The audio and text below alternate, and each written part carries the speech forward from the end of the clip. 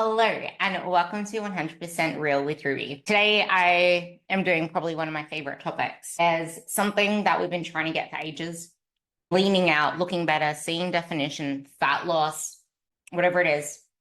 And we're still stuck. We're still not seeing results. Getting brutally honest about it. You've been trying to lose fat for years. You've been dieting for years. You don't remember the last time that you didn't even think about it. Tied to the scale. You've done the meal plans. You've done a whole heap of things, downloaded apps, bought the programs. You're tired, you're frustrated, and you're probably heavier than when you started. You're further from where you want to be because you've been trying this for ages and ages, and every single time that you try, you fall off, and then you get into a spiral of shame. It gets hard because it's not a matter of if, it's a matter of when. It's never really what we think it is that's holding us back. Or it is, but we don't know how to solve it. So we go about the roundabout way to try to get through it. Sometimes we know exactly what it is, but we're too scared to do the very thing we know what it is because we don't think our bodies will respond in that way. Or we're scared of the ramifications of it because what's the what if? But the real question is, how long have you been trying and dieting and running in circles, chasing something that gets you results, but only for a short while? Or how long have you been trying to finally get something to work and it hasn't started to work? Today, I'm breaking down why so that you can stop feeling so frustrated at yourself. Something needs to change. They will tell you that you need to go harder, but I will show you where to look first. It's not just about being more disciplined. It's about why your body isn't responding. That's what I want to break down. Why your body isn't responding, how to improve your body composition, your energy, and set yourself up for long-term success that actually feels good so that you feel great in all other areas. Because so many women come to me wanting fat loss. They think it's a time management issue. Many of us lack in self-care, the way that we are around food, the way that we are around ourselves, not prioritizing what needs prioritizing. So then it becomes an emotional dump. And then we feel like, what's the whole point? What's the whole point staying with a coach? What's the whole point doing this? If I can't do it perfectly, if I'm not moving forward, if I'm not making progress. But this is the very point. This is where we start to work through it. This is where we start to troubleshoot things, experiment with things, treating it as an experiment. Because you've been trying for years already. Aren't you over that? You just want to feel good again. I know. And the hardest part of all of this is that you don't feel like you're there yet. So you don't feel like stepping away from fat loss is the answer because you're not there. You still have more fat to lose. You still have these XYZ. You're not lean enough to eat more. You're not XYZ disciplined enough or in control enough, or what happens if I eat more? Because you don't feel like you're there. You don't see taking a step away from fat loss as something that's for you. That makes so much sense, but that's why I'm not going to just talk about that to start with, because I know that it doesn't make sense in your head. If focusing on the same fat loss thing was the answer, you would be there. And that is what I am trying to say here. If that is all you've been doing all along, it's one of the worst ways to get results. I've had so many clients come to me thinking something was wrong with them, that their body was broken, that it didn't work the way it was supposed to work, that it would work for them, not for me. My body's different. I have too many things to fix. I've already done X, Y, Z. My body won't respond the same. Something's off. I can't figure out what it is. I just spat out everything that I believed when I first started. But turns out I was wrong. Turns out I just needed a slap across the face. But that was me. Many of you need a lot more coddling because you're already slapping yourselves down. The only thing that is wrong with your body is that it's burnt the fuck out. You're burnt the fuck out. Your body is tired. Your metabolism is fed up of your bullshit. Your brain is running some 24/7 marathon, 400 miles. Not the, I don't know how many miles in a marathon. It's like a tug of war with yourself and it's exhausting. No wonder you don't have the energy to think about all of this stuff. Like, imagine, I actually ask my clients this, imagine if you took everything that is inside of your head and broadcast it to the world. What would they think of you then? What would you think of all of that? How would you feel if you just had all of your thoughts out there in the open? I would feel exposed and naked. The war in your head is the most exhausting thing there is. Then every single time that you feel like it should be happening faster, and then you start running out of more time because you haven't really moved anywhere, and then it's a year again, you're still not there. Then there's the shame, then you try even harder, and then you mess up, and then there's more shame, disappointment, It all comes from breaking the promises to yourself. We think it's more discipline that we need, or more willpower, or we need to go harder, or we need more rules, or we need to just plan things better or fit things in. We need to make time for things. It's like, no, we need to figure out what is holding you back and how to manage it better, which is why struggling, recognizing that struggle, reflecting on that struggle, analyzing is progress. The more aware that you become of what it is that's holding you back is one step closer. It's never too late to start. Like, yeah, you should have started earlier, but there is no better time to start than now, because every single time that you try again, you're not trying again from that same place. You're trying again from a worse place every single time, because now you have more guilt, more stress, and way less trust in your body's ability to do anything, in your ability to do anything, to stick to anything. So yes, of course it's harder. Of course you're going to feel more skeptical of anything. Of course you don't think anything's going to work, because you've never given yourself any proof that you follow through. You can do things. Your body can do things, because your approach has been wrong. It's got nothing to do with what your body can or can't do, because it can. It just needs the right system, the right approach. And that's what I want to dig into here, because I've had those clients too. And I've had clients where they even trusted a coach and then they got burnt. So then it was even harder to get started on the right plan for them, because not only did they not believe in themselves, but there was this skepticism around the coaching, because it's like, I don't want to trust this, because then what if I end up in a worse place and I don't know if you can do this, or, and now it's a completely different story. But it all starts with you having, like, I have all the patience in the world, but do you have it with yourself? Because this isn't like a 12-month thing. This is you're committing to a lifetime thing with yourself. You're not with your partner for the longest time possible, whatever the marriage is. You're with yourself for the longest time possible. You take yourself to the grave. So let's make it something that feels good, something that you're proud of, something where you feel good. Because I'll be honest, your metabolism doesn't adapt the way that people say it does. It's not like you go on a crash diet, 1,200 calories, and all of a sudden your body needs to eat less and less and less. It doesn't work that way. For some people, it may, if you're completely sedentary and you sit on your ass all day, if you don't train at all, and if you're 35 kilos. But otherwise, if you're trying to get in your steps and you're training and you're at least 45 kilos, that's not how metabolism works. It's not about your body being adapted, because it has all the power in the world.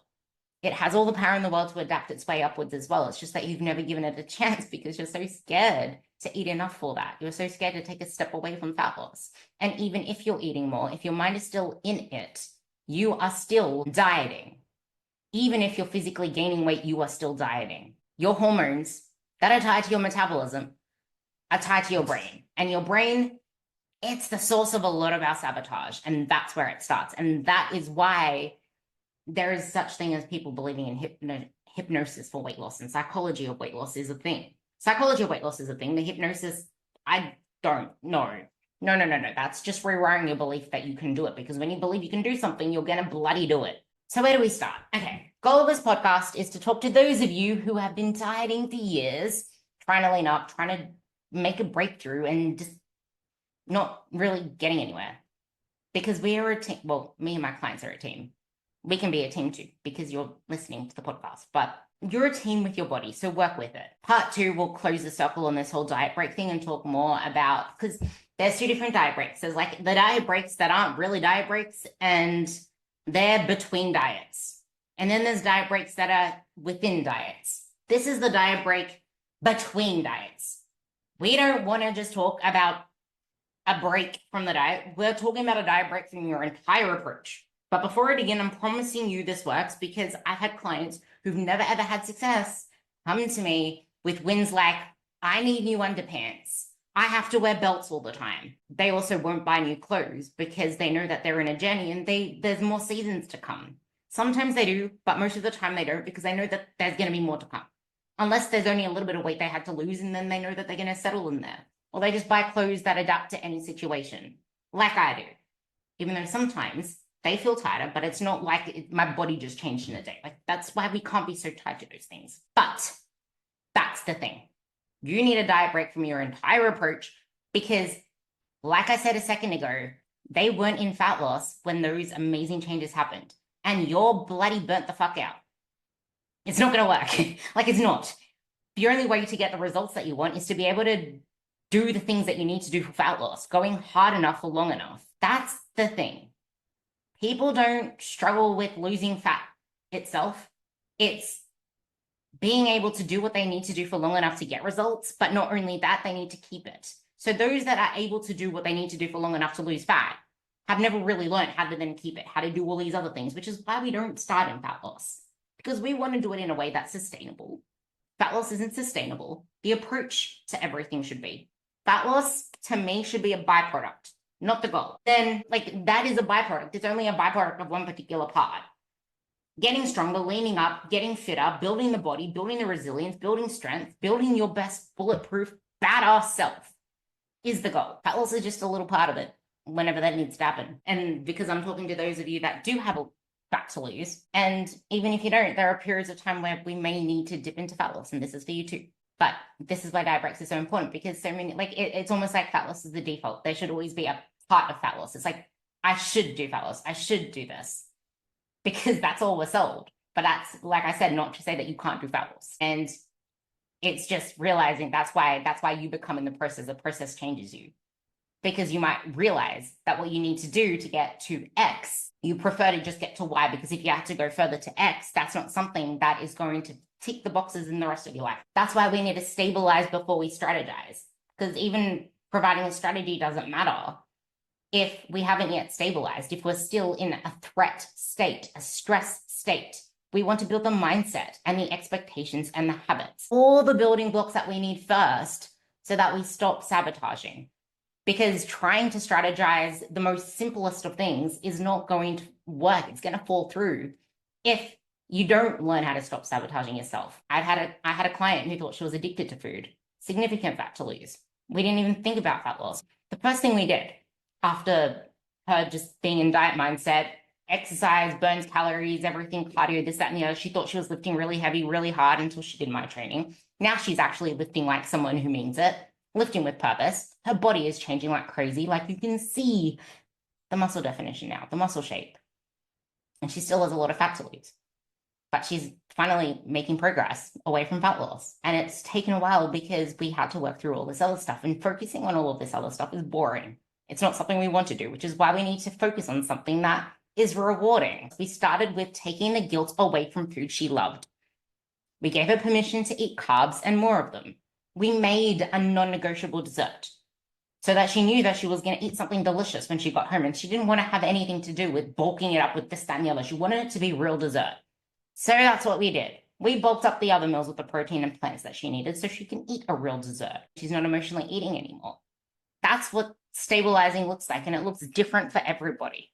The goal is to basically give your mind and your body a sense of safety away from restriction and building a focus onto something that's exciting, removing the shame. So then we can strategize. If you want a PDF on finding what your maintenance lifestyle calories are, shoot me a message on Instagram, TransformXRuby. What I mean by this is, it's not for the you that you are now, it's for the you that you want to be. It's not about staying where you are now if you have a lot of fat to lose. It's about building the habits. And this comes into part 2, building the habits, creating the lifestyle of the maintenance lifestyle of the person that you want to be, the body that you want to live in. It helps with removing diet fatigue. That is why we do it. Because people just assume that if you have more fat, fat loss must come first, which is why you stay trapped. Like, I don't know how else I can say it. It's why you stay trapped, because if it wasn't a trap, you would be feeling like you're progressing. But we need to figure out all those other things. So maintenance lifestyle. What habits? We need to build the habits of that self that you want to be. Walking. What stresses and mindset traps do we need to work on so we can keep this? More sustainable habits. Sleep, stress management, nutrition, mindfulness. Once we work through all of these, we can start to see what it is. Like, we can work through the very things that have stopped us getting results in whatever way it is. This even works with muscle building. This even works with trusting yourself to eat more food as well, if you wanted to go into a surplus. But maintenance is perfect. I also have red, orange, and green days, which works when you think that time management is the issue, because it's usually not. It's just that we're so burnt out. Our energy isn't there. We don't really want to do things. We continue to pile on more and more work because we have the pressure of being perfect. We need to please people. We never give ourselves time to calm down. So we're always burnt out. We're always low on energy. So then we don't want to do things when we have any time to do things because you're burnt the fuck out. So I hope this kind of helps with that in why starting off with a diet isn't the answer. It's working through time management issues if that's the thing that's leading to you emotionally eating or eating on the go or anything that leads to any eating issues that have to do with time management. Because you can't just put life on hold and force a system and then expect it to keep working when you take those, like when you let life be life and you let the system function normally. Like you can put all the set, like you can try to direct things like this, that, and the other, but you can only do that for so long before you have to let things go and then function on autopilot. And if your autopilot goes straight to the same things that kept you where you are now, that's where we need to go. That's where we need to address it. Because life is never going to calm down and there is no perfect timing. This is where that red, green, and orange fits in. On your best days, we can do this. On your worst days, we can do this. And red, orange, green also comes into, okay, so red means never go into that territory. Green means this is my ideal. If I go into orange territory, that's fine. But it's a warning sign that I need to figure out what's going on so I can pull myself out before I go into red zone. There's all different ways we can do that. I've spoken about it before as well. But I wanted to keep this one short because there's not really much else, no other way that I could really say it than if what you were doing was working, it would work by now, but it's not. That's why we need to focus on things that will allow you to have fat loss as a byproduct if you have that fat to lose. Diet breaks do not mean that you failed your goal. It's the only way to get to your goal, not a diet break, a break from the whole strategy. You can't think about going back into a fat loss phase. You need to think about creating the habits of the person that you want to become, because that will have fat loss as a byproduct, especially as you then start to tighten things up if fat loss is a goal. But we're not going to keep the focus on fat loss. It's going to be on all these other things that we build up, because that's the only way that we're going to get the results we want without feeling so drained all the time. So we start to do things that make us feel good and in control. And we stop self-sabotaging. We stop feeling like we're so controlled by food tracking and this, that, and the other. We don't spiral into some obsession that makes us just want to break free and we don't want any more of it, because so many of my clients have, well, when they come to me, they're so burnt out from tracking, they're not even tracking consistently. Like, tell me how you're meant to lose fat if you are so burnt out from even thinking about food. But that's the reality. Like, so many people are burnt out from that stuff. I spoke to a woman who was having weekly cheat meals that she called them, and then she corrected herself to a high carb day because she felt like her body needed it. It's like, well, why are you elongating this when you know that every single time that you lost the weight, you couldn't keep it off? Then why not learn how you can thrive without that?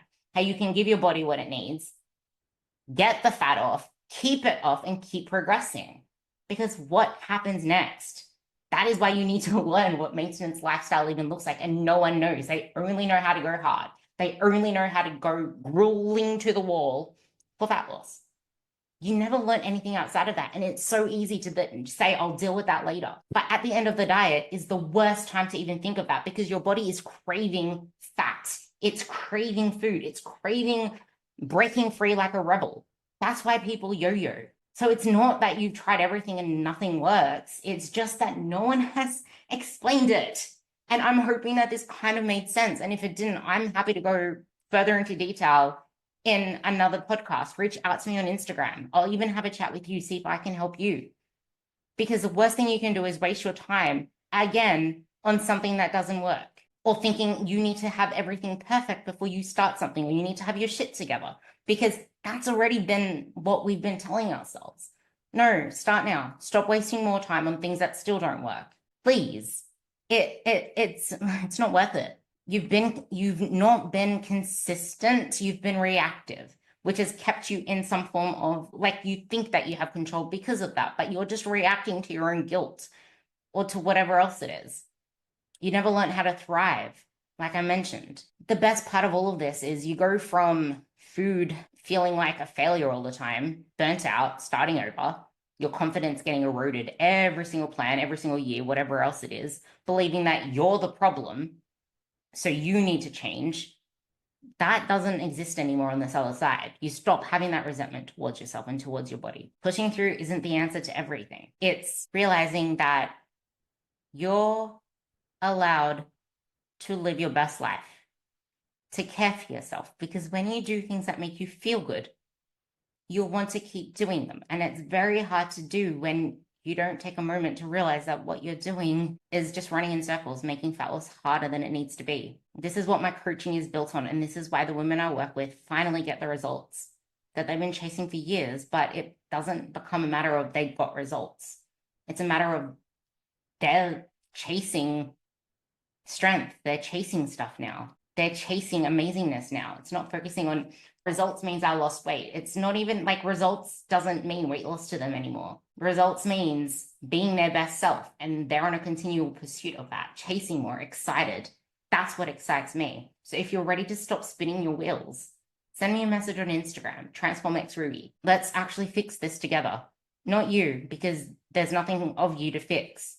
You're doing what you know. You're doing what feels safe, what feels known, and it doesn't feel safe to allow yourself into unsafe territory, because what if? You've been there before. Okay? Love you to bits. Hope this helped. Talk later.